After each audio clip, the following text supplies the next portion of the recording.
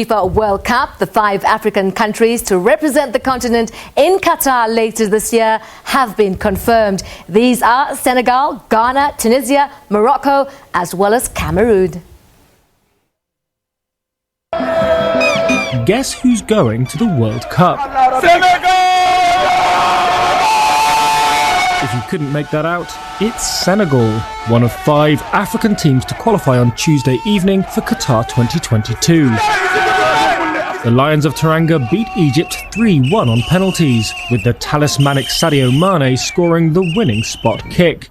For Egypt, it may have been a bitter pill.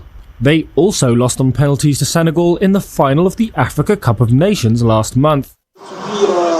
And they weren't the only North African team to have World Cup qualification snatched away from them on Tuesday. Algeria were beaten at home 2-1 by Cameroon. Having triumphed over the West African side 1-0 in the first leg, they had been heavy favourites to proceed. It looked even more of a certainty when Algeria's Ahmed Touba equalised for the hosts with 3 minutes remaining. But Cameroon pushed everyone forward, and Toko Ekambi netted the winner. That meant a 2-2 aggregate draw and a victory for Cameroon on the away goals rule. Away goals also booked Ghana's ticket to Qatar. A 1-1 draw with Nigeria in Abuja giving them their 4th World Cup appearance. That prompted violent scenes at the Moshood Abiola National Stadium as disappointed Nigeria fans stormed the pitch. Objects were thrown, dugouts smashed, and Ghana's players left having to battle their own way to the tunnel. Elsewhere, Tunisia and Morocco were the final African teams qualifying for the World Cup, with aggregate victories over Mali and Democratic Republic of Congo, respectively. Right, so that's a quick synopsis of the African teams in this World Cup.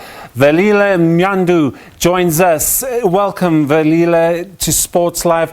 A lot to talk about. Which African team got the worst rub of the green, would you say? I'm going to say perhaps Ghana, because that emotion that they're going to feel when they face Uruguay, it's probably bigger than Cameroon facing Brazil, is it not? Yeah, well, I was looking at that draw, actually, and I was looking at the draw of Ghana. I have to admit that if there were 2 teams, or maybe if there's one team I didn't really expect to reach this level, it's Ghana. Not because of what happened at the Cape Coast through that dubious penalty against us, but because I felt that the Super Eagles were stronger, judging by their performance at the AFCON. But I think the changes that happened after the AFCON in terms of the technical team changes, we saw a stronger technical team of Ghana coming out, and I felt that they were a huge factor, especially in the return leg in Abuja, and also maybe scoring first as well. But I think now coming to the draw yesterday, looking at Portugal, I think also they've got Uruguay, they also have South Korea as well. Yeah. You know, Uruguay is not the same team anymore.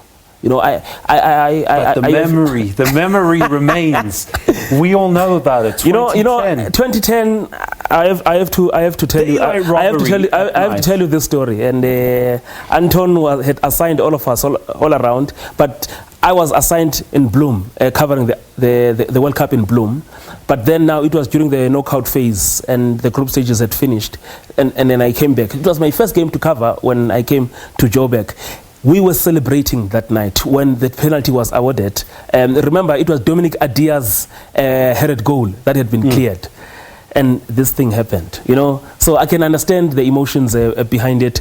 But this time around, I just feel that Ghana can do something out of that group. Actually. Absolutely. What about Senegal? We saw Senegal. They got the Netherlands. Sadio Mane against Virgil van Dijk immediately. And somebody told me that Sadio Mane, when he plays against his Liverpool compatriots in their respective national teams, doesn't do that well, does he?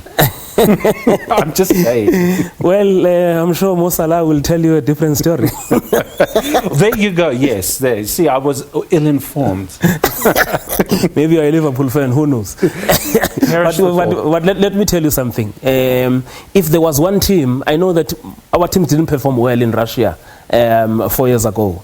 And by the result of that, also, we ended up not having a single team making it past the group stages. But this time around, if there was one team that came closer even then, it's a pity that they were held to a 2-2 draw by Colombia. It was Senegal. Senegal do really well in World Cups. Even when they started with a bang and I think there's against something France. different with this World Cup. Normally, the host country plays in the opening game, but here it's going to be Netherlands versus Senegal.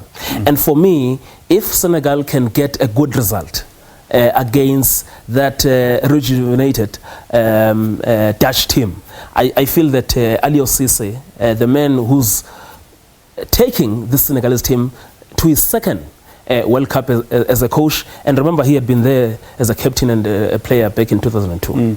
Right, well, look, okay, so we've also got Morocco, we've got Tunisia, so we've mentioned all 5 teams.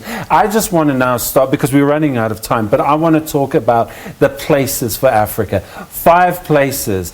We saw the huge competition. We should easily be able to send, 10 teams, and that would still be under what we have. Africa needs more representation at the World Cup.